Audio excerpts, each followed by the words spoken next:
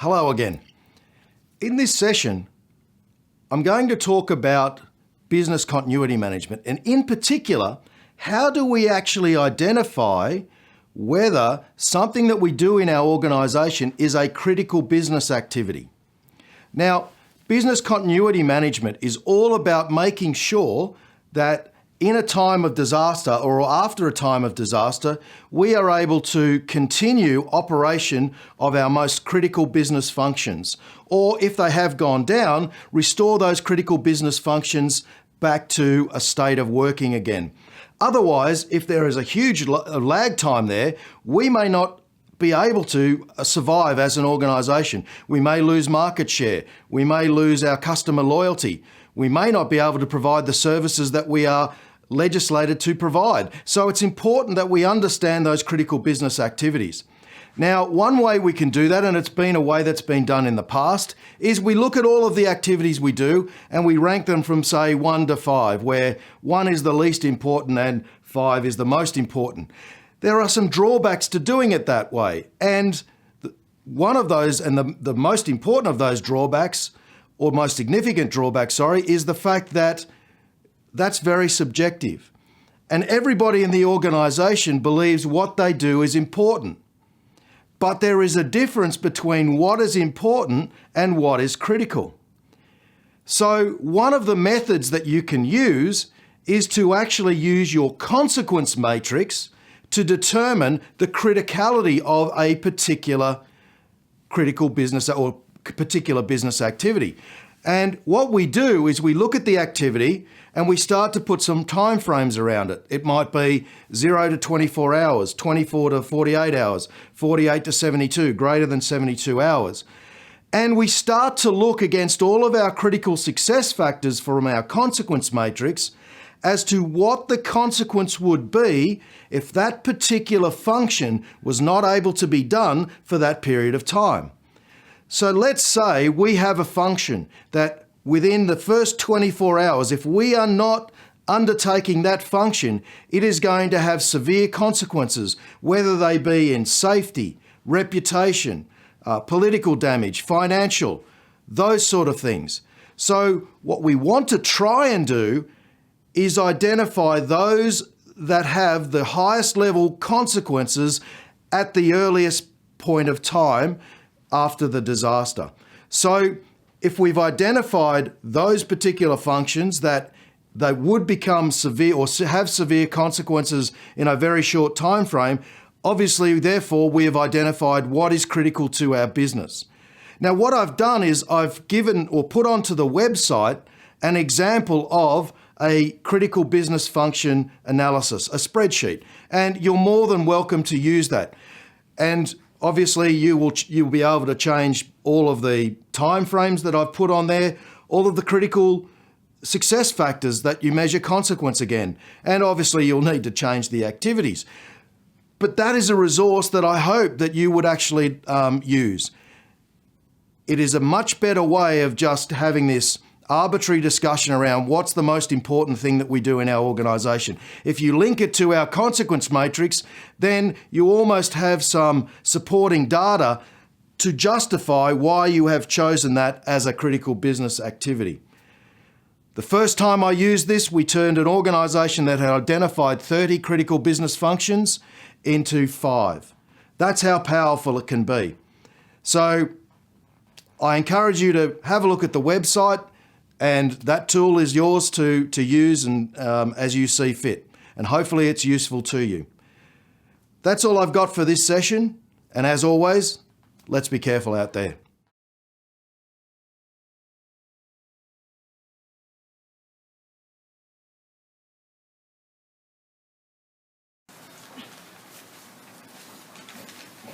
Hey guys, this is Lailanie M from Baksam, and I'm studying in the University of Makati. My course is Communication Service Management, and I want to share to all of you my report or my task. It's talk about my topic is talk about the Business Continuity Management or BCM. BCM means is a management process that identify risk, threat, and vulnerabilities that could impact the entity to continue operation and provide framework for a business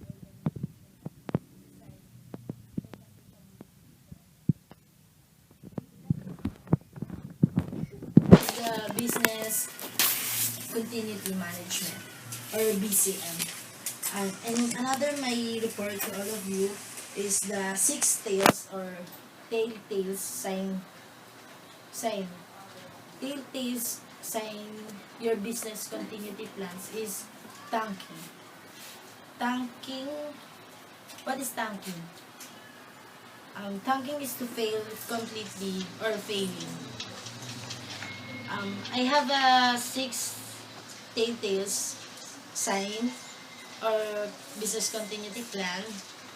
First is predi- predicated on assumption.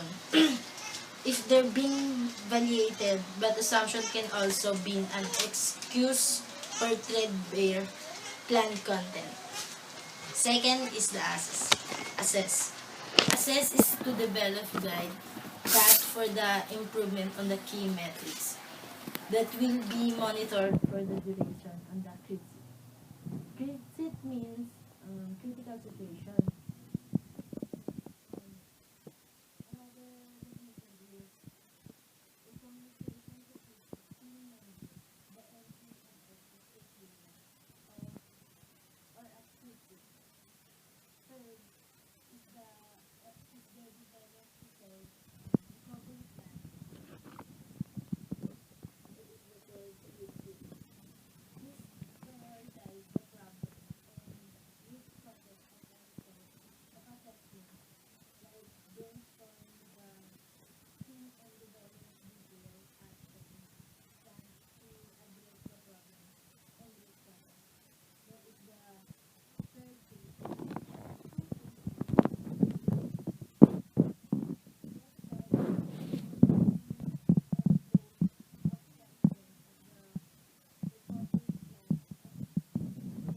Aware of the critique.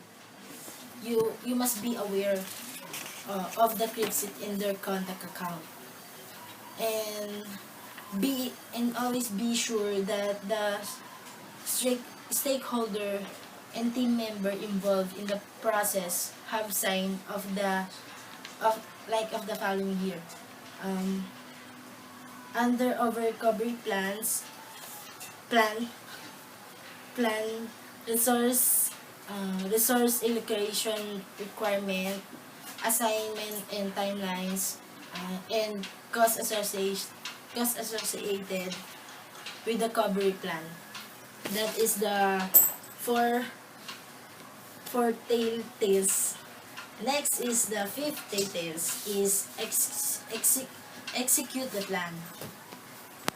Execute the plan, which is to implement the plan.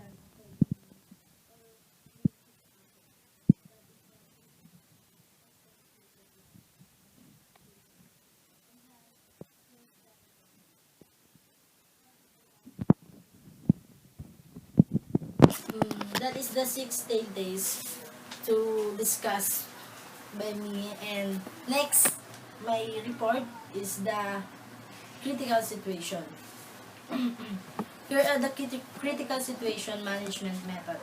First is prepare. You must to prepare. Under to prepare, identify the project manager or team leader of the CRITSIT team. A good option to lead this team is either a certified project manager or GS Blocks belt. Second is identify the team member of the CRITSIT and assemble the team. Third, identify the stakeholder governance board of the CRITSIT process. Third is ensure all administrative requisite of the CRITSIT are ready. You must already, like example is meeting schedules. That is my example. Lastly is the establish a dedicated war room that will be used by the critical critical situation. That is my critical situation management. And my last report is about the 8 discipline and 8 approach. First, I have to tackle to you the 8 discipline. The 8 discipline or 8 Ds is a Ford Motor Company method. Like motor company method. To resolve a problem when the cause of the problem is unknown. The 8D is one of the three, there are the three different things that work together. These are a problem solving process, a standard, and reporting format. Then, we will now discuss the 8D approach the problem solving issue resolution. The 8D approach are discipline O is become aware approach, and discipline 1 risking approach, discipline 2 describe the problem, and discipline 3 implement the verify and in term containment action, and discipline 4 define the verify root cause. The discipline 5 choose and verify corrective action.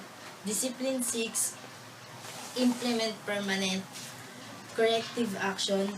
Discipline 7 prevent recurrence. Discipline 8 congratulations the team. That is the 8 difference approach to all of you guys. And I have a example I have example disciplines O and to become aware the problem. Like what I said, you always become aware of your problem. Example that is to understand the complaint of the customer of the problem raised.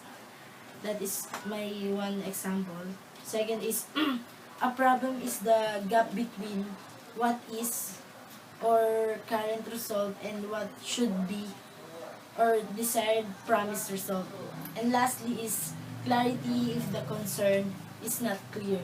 You may clarify what you have said to become a good communication to other. And that is my report. The BCM, like business continuity management. My second report is critical situation. My third report is telltales, the 6 telltales, and my last report is 8D, means 8 discipline or 8 and 8D approach. And that's all, guys, and I see you next my report.